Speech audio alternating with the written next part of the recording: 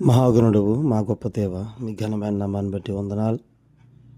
ప్రతిదినం ఈ ఉదయకాల సమయంలో మీ పాదాల చెంత చేరి మీ శ్రేష్టమైన విషయాలు మేము నేర్చుకోవడానికి, తెలుసుకోవడానికి మీరు ఇస్తున్న మహా గొప్ప భాగ్యాన్ని బట్టి మీకు వందనాలు. వింటున్న మా శ్రోతలందరినీ దీవించండి, మీ ఆశీర్వాదములతో నింపండి. ఆధ్యాత్మికంగా జీవాహారమునిచ్చి తృప్తిపరిచి బలపరచమని మీ శ్రేష్టమైనటువంటి జననం గురించిన మాటలు, చరిత్ర అంశాలు మేము నేర్చుకుంటున్నాం. అవి మా జీవితాల్లో ఉపయోగపడమే కాకుండా అనేక మందికి వాటిని తెలియజేయడానికి పరిచయం చేసి, ప్రభా మీరు నిజమైన దేవుడని, మిమ్మల్ని ఆరాధించే భాగ్యం మాకు దయచేశారని, అనేకులకు మీ స్వార్థను తెలియజేసే భాగ్యము దయచేయమని, మీరే మహిమ ఘనత ప్రభావాలు పొందమని యేసు నామములో అడిగి వేడుకొనుచున్నాము తండ్రి, ఆమేన్. ప్రియులారా, అందరికీ వందనాలండి. యేసుక్రీస్తు యొక్క పుట్టుక గురించి మనం పుట్టుక అని అనడం కాదు, కానీ ఆయన రాక, ఈ లోకానికి ఆయన రాకడను గురించినటువంటి విషయాలు లూకాసు వార్త 2వ అధ్యాయం 1 నుండి 20 వచనాలు, మత్తయి వార్త 1వ అధ్యాయం 18 నుండి 25 వచనాల్లో ఒక చారిత్రక అంశాన్ని మనం చూడబోతున్నాం. కైసర్ ఔగుస్తు అనే ఆయన చక్రవర్తిగా ఉన్న కాలంలో అక్కడ జనాభా లెక్కలు రాయడానికి పిలువబడినట్లుగా మనం చూస్తాం. ఈ కైసర్ ఔగుస్తు అనగా సీజర్ అగస్టస్, ఆయన పేరు కైసర్ ఔగుస్తు అని పిలుస్తారు. ఇతను రోమా సామ్రాజ్యం, అంటే ప్రస్తుత ఇటలీ రాజధానిగా ఉన్న రోమా సామ్రాజ్యాన్ని అప్పట్లో పరిపాలిస్తూ ఉండేవాడు. మధ్యధరా సముద్రానికి చుట్టూ ఉన్నటువంటి దేశాలన్నింటినీ రోమియోలు జయించినటువంటి దేశాల్లో ఇజ్రాయేలు, సిరియా కూడా అప్పట్లో ఉన్నట్టుగా మనం చరిత్ర చూడవచ్చు.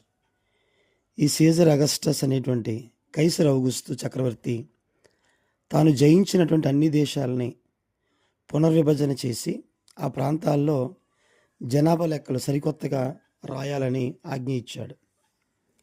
ప్రజాసంఖ్య లూకాసు వార్త 2వ అధ్యాయంలో చూస్తున్నటువంటిది క్రీస్తు పూర్వం 4లో ప్రారంభమై క్రీస్తు శకం 6 నుండి 9లో ముగిసినట్టుగా మనం చూస్తాం. సిరియా దేశంలో అనగా యోదయ, ఇశ్రాయేలు దక్షిణ ప్రాంతం భాగంగా ఉన్నాయి. అప్పటికి సిరియా దేశానికి అధిపతి కురేనియా. సర్వలోకానికి అప్పట్లో ప్రజాసంఖ్య ఎందుకు రాస్తారు అని అంటే, మొట్టమొదటిది జనాభా ప్రాతిపదికన పన్నులు వసూలు చేయడానికి, అలాగే సైన్యములో అనేకులను ప్రజలను సైనికులుగా చేర్చడానికి ఎంతమంది ఉన్నారనేటువంటి దాన్ని బట్టి చేయడానికి, 2 కారణాలను బట్టి ప్రజాసంఖ్య రాయడానికి సిద్ధపడ్డారు. కురేనియా అనేటువంటి ఆయన సిరియా అనే ప్రాంతానికి రోమాకు చెందినటువంటి గవర్నర్గా ఉన్నాడు. కురేనియా అనే ఆయన 2 సార్లు పనిచేశాడు గవర్నర్గా. మొట్టమొదటిది క్రీస్తు పూర్వం 9 నుంచి 6 మధ్య కాలంలో, అలాగే మరలా 2వ దఫా క్రీస్తు పూర్వం 6 నుండి 4 మధ్య కాలంలో పనిచేశారు. ఈ మొదటి ప్రజాసంఖ్యలో యేసుప్రభు జన్మించారు. కురేనియా 2వ దఫాలో 2వ పరిపాలన కూడా, అంటే క్రీస్తు పూర్వం 6 నుంచి 4లో కూడా మరొక జనగణన జరిగినట్టుగా అపోస్తుల కార్యాలు 5:37లో మనం చూడొచ్చండి. అంటే మొదటి ప్రజాసంఖ్యలోనేమో యేసుప్రభు వారు జన్మించారు, 2వ ప్రజాసంఖ్యలో మరొక జనగణన. పూర్వీకుల పట్టణమైనటువంటి యోదయలోని బెత్లెహేముకు వెళ్ళాడని భావం. ఆయన బెత్లెహేం అనే దానికి దావీదు అంటే దావీదు యొక్క ఊరు, సొంత ఊరని ఒక పేరుంది. సమూయేలు మొదటి గ్రంథం 16:1లో దావీదు యొక్క ఊరు, దావీదు యొక్క పట్టణం అని బెత్లెహేముకి. దావీదు అక్కడే పెరిగినట్టుగా కూడా మనం చూడవచ్చు. అంటే గలిలయలోని నజరేతు నుండి యోదయలోని బెత్లెహేముకు వచ్చారు. సుమారుగా వాటి మధ్య 90 మైళ్ళ దూరం, అంటే అప్పట్లో సుమారుగా 3 రోజుల ప్రయాణం అన్నంత. సో 1000 సంవత్సరాల ముందే బెత్లెహేములో దావీదు పుట్టాడు. యేసు బెత్లెహేములో పుడతాడని మీకా చెప్పాడు ప్రవచనం. మీకా 5వ అధ్యాయం 2వ వచనంలో. దాని నెరవేర్పు మత్తయి సువార్త 2వ అధ్యాయం 4 నుండి 6 వచనాల్లో ఆ మాటలు మనం చూస్తాం.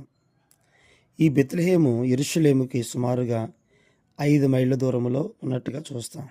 దీన్ని ద హౌస్ ఆఫ్ బ్రెడ్, రొట్టెల ఇల్లు అని కూడా పిలుస్తాం.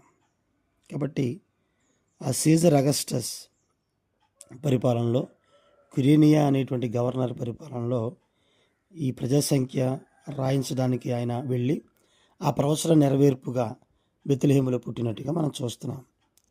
దేవుడు ఈ యొక్క చరిత్రను తద్వారా ఆయన యొక్క జననాన్ని మనం జ్ఞాపకం చేసుకుని దేవుని ఆరాధించే భాగ్యం ఇచ్చాడు. దేవునికి మహిమ కలుగునుగాక.